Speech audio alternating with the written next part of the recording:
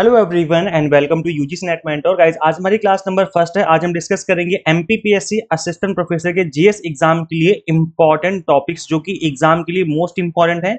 यहां से क्वेश्चंस आपको एग्जाम में देखने को मिलने वाले हैं बिकॉज हम उन्हीं टॉपिक्स को कवर करने वाले हैं जो कि most important most evergreen topic हैं for this MPPSC assistant professor GS exam.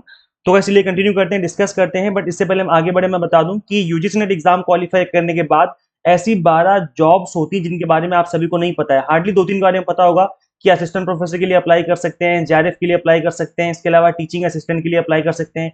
इस तरह की जो चीजें वही बस आपको पता होंगी। बट ऐसा नहीं गाइस, 12 पोस्ट होती हैं जहां पर आप as a UGC NET qualified candidates apply कर सकते हैं। बट ज्यादातर लोगों को पता नहीं होता, इस वजह से लोग अप्लाई नहीं कर पाते। फिर कहते हैं कि यूजीसी नेट क्वालिफाई करने के बाद हमारा तो कुछ हुआ ही नहीं, हमें तो कुछ फायदा ही नहीं हुआ।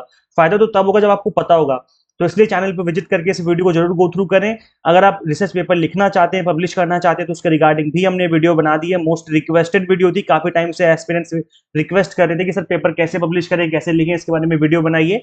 और अभी आरपीएससी का रिजल्ट आउट हुआ है, असिस्टेंट प्रोफेसर का एक भी कैंडिडेट को सिलेक्शन नहीं यहाँ पर हुआ है, क्योंकि यहाँ पर जीएस का जो पेपर था बहुत टफ पूछ लिया गया, जिसमें 40% भी एस्पिरेंट स्कोर नहीं कर पाए।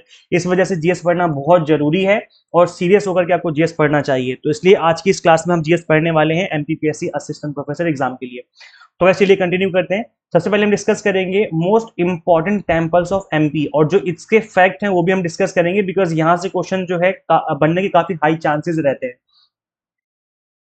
तो पहला और सबसे मोस्ट पॉपुलर जो टेम्पल है एमपी में वो है महाकालेश्वर टेम्पल। ये उज्जैन में पड़ता है। वन ऑफ द 12 ज्योतिर्लिंग्स, भस्म आरती, दक्षिण मुखी शिवलिंग। तो ये इसलिए और ज्यादा इंपॉर्टेंट हो जाता है क्योंकि इंडिया में टोटल 12 ज्योतिर्लिंग है और जिसमें से एक जो है उज्जैन में ये वाला भी है, महाकालेश्वर टेम्पल।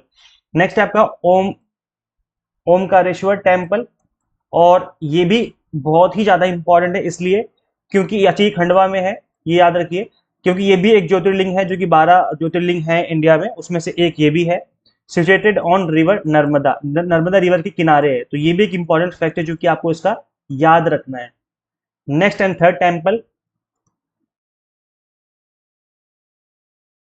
कांद्रिया महादेव टेम्पल, यह है खजुराहो में सिचुएटेड है। ये लार्जेस्ट टेम्पल है खजुराहो में, चंदेला आर्किटेक्चर के थ्रू बनाया गया है ये। लक्ष्मण टेम्पल है खजुराहो में, अगेन ये भी है। Vaishnav temple UNESCO world heritage site है ये, और ये काफी इंपॉर्टेंट इसलिए फैक्ट है क्योंकि एग्जाम में कई बार डायरेक्टली पूछ लिया जाता है कि ऐसा कौन सा टेम्पल है एमपी में जो कि वर्ल्ड हेरिटेज साइट में इंक्लूडेड है। तो ये आपका लक्ष्मण टेम्पल, ठीक है। नेक्स्ट आपका भोजेश्वर टेम्पल, भोजपुर में है ये। देखो नाम से पता चला भोजपुर और भोजेश्वर, तो इससे आपको याद रहेगा कि कहाँ पर ये टेम्पल। बिल्ट बाय राजा भोज, और नाम से पता चला कि भोजपुर में है तो राजा भोज ने बनाया होगा। वन ऑफ इंडियाज लार्जेस्ट शिवलिंग, तो ये इसका एक अनदर इंपॉर्टेंट फैक्ट है। नेक्स्ट आपका इसमें टेम्पल आता है चौसठ योगिनी टेम्पल, मोरेना में है ये। सर्कुलर टेम्पल है ये, often link to inspiration of for India's parliament building. Popular GK fact है ये, क्योंकि पार्लियामेंट बिल्डिंग जो हमारी सर्कुलर मोड उसमें बनी हुई है मोशन में, उसी तरीके से ये टेम्पल भी उसी तरीके से बनाया गया है, इसलिए काफी इंपॉर्टेंट फैक्ट बन जाता है ये। इससे रिलेटेड क्वेश्चन बन सकता है। नेक्स्ट आपका माँ शारदा टेम्पल, मैहार में है ये। वन ऑफ द फेमस शक्तिपीठ tradition of central India. Next आपका, अच्छा इसमें हिंदी मीडियम वाले जो एस्पिरेंट्स हैं, प्लीज आप लोगों से थोड़ा सा माफी चाहूंगा क्योंकि मैं कंटेंट हिंदी में यहाँ पर नहीं कर पाया। मैं कोशिश करूंगा कि नेक्स्ट क्लास में हिंदी में भी कंटेंट डाल सकूं साथ में साथ के साथ, क्योंकि मेरा ज्यादातर कंटेंट बाइलिंगुअल होता है। मैं इंग्लिश और हिंदी में दोनों में ही मिक्स करके पढ़ाता हूँ, बट आज थोड़ा जल्दबाजी में मैंने इंग्लिश में डाल दिया कंटेंट। तो वैसे तो फैक्ट नहीं है, अगर आप इनके नाम याद कर लोगे तो इंग्लिश में चाहे हिंदी में हो आप बता सकोगे कि कौन सा कहाँ पे सिचुएटेड है ना। तो ये फैक्ट है, आप फैक्ट को याद कर लीजिए। ऐसा कुछ बहुत ज्यादा इन डेप्थ समझने वाला नहीं है, ये सारी फैक्ट बेस्ड चीजें हैं। तो अगर आप इनको समझ लेंगे, देख लेंगे, तो भी आपको याद हो जाएगा, कोई डरने घबराने वाली बात नहीं है ना। तो नेक्स्ट क्लास में मैं आपको बाइलिंगुअल फॉर्मेट में ही पढ़ाऊंगा। नेक्स्ट आपका माँ शारदा टेम्पल, जो कि मैहार में है, वन ऑफ द मोस्ट शक्ति, हाँ ये हमने डिस्कस कर लिया है। नेक्स्ट आपका जटाशंकर केव टेम्पल, पचमरही में है ये, अगर मैं सही नाम ले पा रहा हूँ, Pachmarhi. Natural cave shrine dedicated to Lord Shiva. अब याद रखिए, नेचुरल केव के थ्रू जिस तरीके से नेचुरल केव्स होती है उस तरीके से ये टेम्पल है ये, तो इसलिए थोड़ा सा इंपॉर्टेंट फैक्ट के अंदर ही आ जाता है। नेक्स्ट आपका सास बहू टेम्पल, ग्वालियर में है। 11th century temple known for intricate carvings. तो ये जो ग्वालियर वाला टेम्पल है ये सास बहू टेम्पल के नाम से जाना जाता है। नेक्स्ट आपका ओरछा में टेम्पल है ये, चतुर्भुज टेम्पल है, नाम से पता चल रहा है कि 4 कोने होंगे इसमें, है ना। Famous for its unique blend of temple and fort architecture, इस वजह से फेमस है ये। अब गाइस देखो, यहाँ से जो हमने टेम्पल डिस्कस की, इससे इन टेम्पल से किस तरह के क्वेश्चंस बनते हैं वो देख लेते हैं एक बार।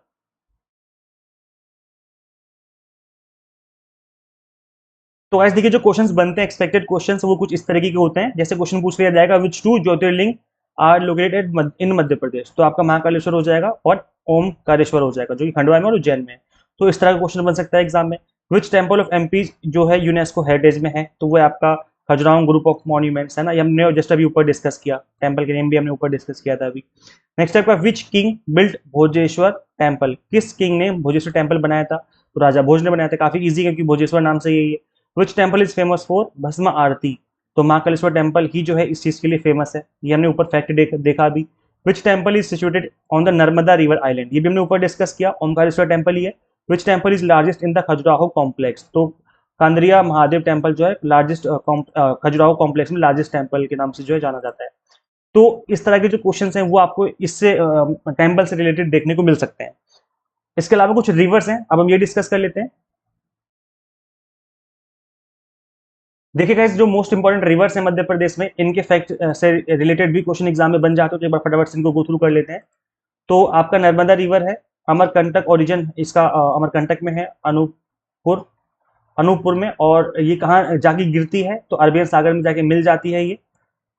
लॉन्गेस्ट रिवर है एमपी की, फ्लो करती है वेस्ट की तरफ, फ्लोज वेस्ट की तरफ, called the life line of MP, है ना। तो ये काफी इंपॉर्टेंट फैक्ट है, क्योंकि जो ज्यादा पॉपुलर नदियां होती हैं उससे रिलेटेड क्वेश्चन बन जाते हैं।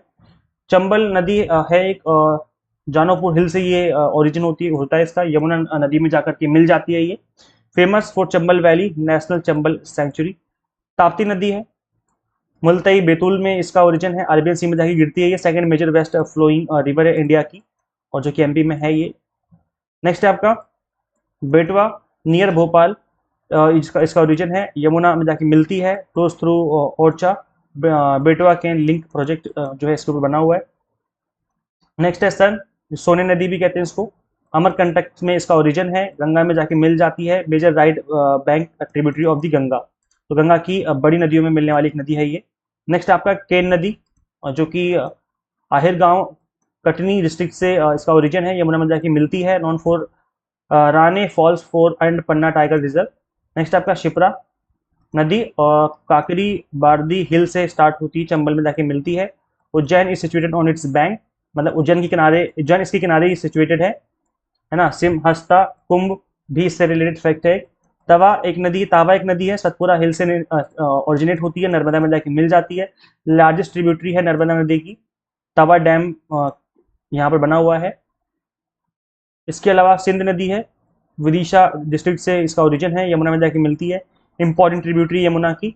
महान नदी है, शिहावा हिल से स्टार्ट होता है इसका, छत्तीसगढ़ से बे ऑफ बंगाल में जाके गिर जाती है, मतलब वहां जाके मिल जाती है। Small portion of basin lies in eastern MP, important for basin related question. अगर बेसिन रिलेटेड क्वेश्चन पूछ लिया जाए कि किस किनारे है ये, तो उससे रिलेटेड फैक्ट काफी इंपॉर्टेंट है। अब गाइस देखेंगे कि इससे रिलेटेड क्वेश्चन किस तरह की पूछे जा सकते हैं आपके एग्जाम में। तो ऐसे देखिए, जो एक्सपेक्टेड क्वेश्चंस हैं वो है जैसे which is the longest river of Madhya Pradesh, अब ये फैक्ट है, तो ये आपकी नर्मदा नदी हो जाएगी। Which two major rivers of MP flow westward into Arabian sea, Arabian sea में जाके जो जाके मिलती है, वेस्ट फ्लो करती है, कौन सी नदी, नर्मदी एंड ताप्ती नदी है। Which river originate from Janapav hills, तो ये चंबल नदी हो जाएगी। Which river is known as the life line of Madhya Pradesh, तो नर्मदा नदी कहलाती है ना। ये हमने डिस्कस किया अभी ऊपर जस्ट। इसके अलावा और जो क्वेश्चन बन सकते हैं, जैसे आपका which river flows through Ujjain, Ujjain से कौन सी नदी होके निकलती है, तो शिप्रा नदी है। From where do both the Narmada and Son rivers originate, तो अमरकंटक से है जो ओरिजिनेशन है इन दोनों नदियों का। Which is the largest tributary of Narmada, तो तावा नदी है ये। Which river is associated with Raneh falls and Panna tiger reserve, तो केन नदी हो जाएगी।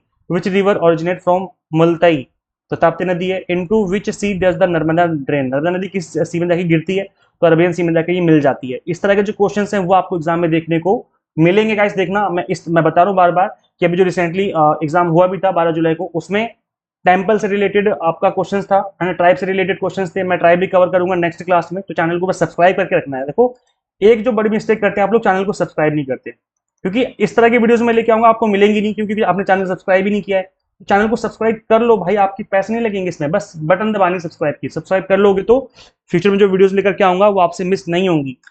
और गाइस देखो, हमने आप सभी के लिए एमपीपीएससी के एग्जाम टारगेटेड नोट्स बना रखे हैं ऑलरेडी, क्रिस्प वे में बना रखे हैं हमने।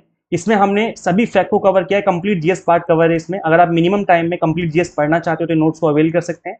मिनिमम एक छोटी सी फीस है, बहुत ही नॉमिनल सी फीस है, जिस फीस को पे करके आप इन नोट्स को अवेल कर सकते हैं। यहाँ पे आपको नंबर दिख रहा होगा, इस व्हाट्सएप नंबर पे आप मुझे व्हाट्सएप भी करिए। कॉल प्रेफरेबल नहीं, बिकॉज मैं बिजी होता हूँ कई बार, तो कॉल पिक नहीं कर पाता हूँ। आप मुझे व्हाट्सएप करना, लिख देना एमपीपीएससी नोट्स, तो मैं आपको डिटेल शेयर कर दूंगा। इसके अलावा अगर आपने हिमाचल प्रदेश का फॉर्म फिल किया हुआ है, एसपीपीएससी पेपर 1 के नोट्स भी हमारे पास अवेलेबल है, आप चाहे तो उनको भी अवेल कर सकते हैं। तो यही व्हाट्सएप नंबर है, आप जो भी नोट्स चाहिए एसपीपीएससी के, एमपीपीएससी के, आप दोनों ही नोट्स अवेल कर सकते हैं। व्हाट्सएप पे आप मुझे कॉन्टेक्ट करिए, हम आपको exam targeted to the point notes available करवा देंगे, जिसमें आपको कंप्लीट थियोरी, वो भी क्रिस्प वे में, एक्सपेक्टेड एमसीक्यूज और पीवाईक्यू सब कुछ ही अवेलेबल करवा देंगे, ताकि आपकी जो तैयारी है मिनिमम टाइम में अच्छे से हो जाए। तो फटाफट से व्हाट्सएप करिए मुझे और इन नोट्स को अवेल कर लीजिए। मिनिमम सी फीस है, छोटी सी फीस है, उस फीस को पे करके आप इन नोट्स को अवेल कर सकते हैं। और चैनल को भाई जरूर सब्सक्राइब कर लीजिए, अगर अभी तक सब्सक्राइब नहीं किया तो फटाफट से चैनल को सब्सक्राइब कर लीजिए।